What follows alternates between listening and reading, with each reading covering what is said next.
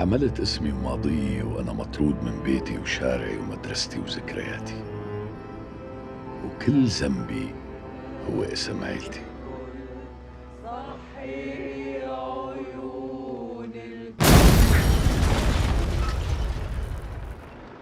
هون فهمت إني خسرت كل شي. بعد هالعمر وبعد هالعشرة أطلع من بيتي، إذا بتنطبق السما على الأرض مالي طالع. وأنا ما رح أطلع من هون. انت ممكن تريحي حالك؟ اسمح لي ابي، القرار مو بايدك، لانه القرار صدر وقت الاجيال المصونه اللي حضرتك ربيتها حطوا لنا اشاره الاكس على باب بيتنا. جد أبي مالك طالع؟ خوف ببوس ايدك قوم اطلع على البيت بسرعه، الوضع ما بيطمن ابدا. لا تخاف عمي أمجد، لا تخاف. أبي،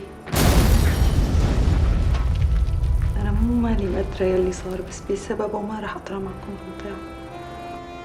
وبلشت حكاية جديدة، مع انه ما ضل بالعمر مطرح للحكاية. من الآخر تفرغ لي الأرض وبتسجل لي ربع هالبيت باسمي. عمك ابو ياسين معه الحق. لا اهلا ولا سهلا فيكم بهالضيعه.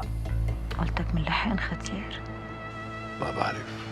استاذ مشان التعزية بدنا نعمل شوية موافقات لو سمحت. حاسة حالي عاجزة، لأول مرة بحس حالي عاجزة. تفضل معنا على الفرق.